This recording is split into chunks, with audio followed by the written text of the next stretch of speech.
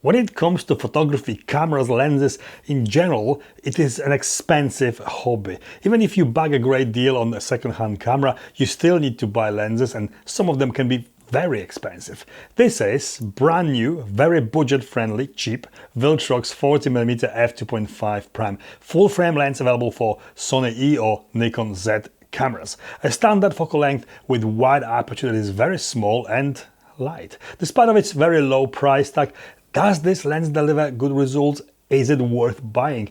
Is it a lens for you? Keep watching to find out more. Quick disclaimer, I got this lens for free from Viltrox to test it out and make this review about it, but I was not influenced in any way or paid to say anything specific about it, so everything you hear and see in this video is my own and unbiased opinion about this little lens. This is a full-frame follow-up to Viltrox 20mm f2.8, which I am a fan of. They are both in a new Viltrox lens series called Air, and they also have a PSC 56mm f1.7 sibling available. So let's talk about performance. Just like 20mm previously, this lens has got really good overall performance. The sharpness is very good for a lens in this class and price category, certainly above average. At f2.5 it is sharp edge to edge, and the autofocus works very well most of the time. It's not ever going to be on level with 10 times more expensive primes, but it is very decent and totally acceptable and usable in everyday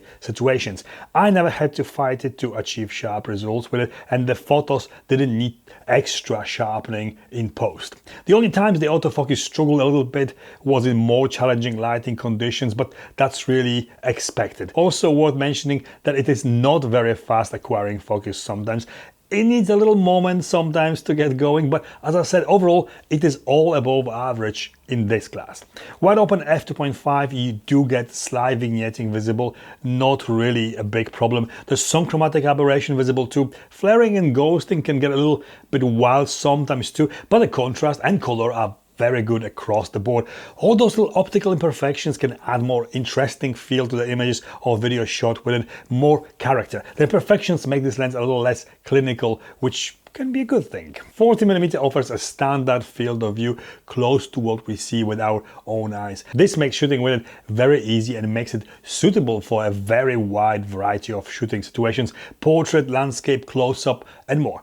Minimum focusing distance of 34 cm, allowing you to get fairly close to your subject. Although it hasn't got ultra wide aperture, f2.5 is fast enough for really good subject to background separation and cool looking bokeh. As expected from a lens this cheap, it's not creamy smooth, but it is okay. A little bit busy and might not be to everyone's liking. The bokeh looks more like something a vintage lens would produce than a modern autofocusing one.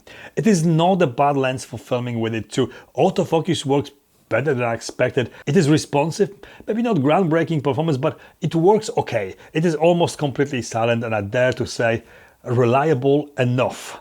There's virtually no focus breathing visible either. Overall, this lens delivers good results, better than most of cheap lenses on the market right now. It's not a lens for a seasoned professional, for sure, but for everyone else, a lens that can bring a lot of joy and is fun to shoot with. Build. It is very small for a wide aperture prime.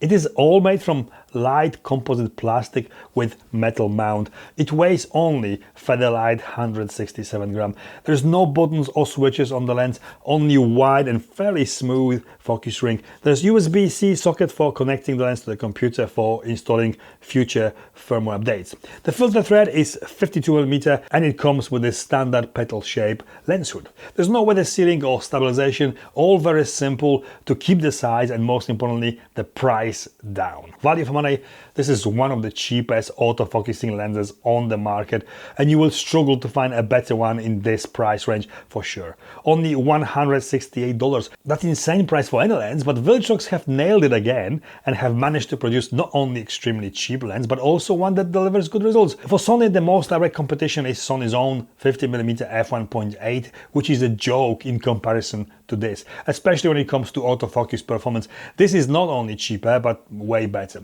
Nikon have their own 40mm f2 lens. Nikon lens is slightly better than this, but it is also a little bit more expensive.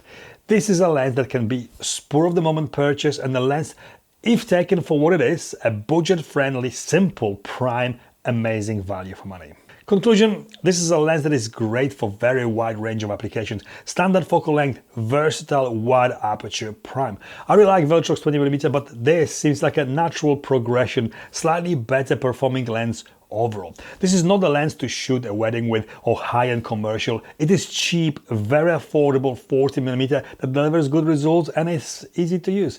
Its size and weight make it perfect for traveling with or just having in your bag in case you need it. A lens to go for when you want something different. Extra lens for a first prime, perfect even as a surprise present for a photographer or filmmaker. Viltrox is the only brand right now that can do this. Very affordable lenses that really work. This 40mm is totally worth checking out. Recommended. And this is it from me. If you found this review helpful, make sure to give it a like, hit subscribe if you haven't already, and drop any questions you have in the comments below. Thank you for watching, and I'll see you next time.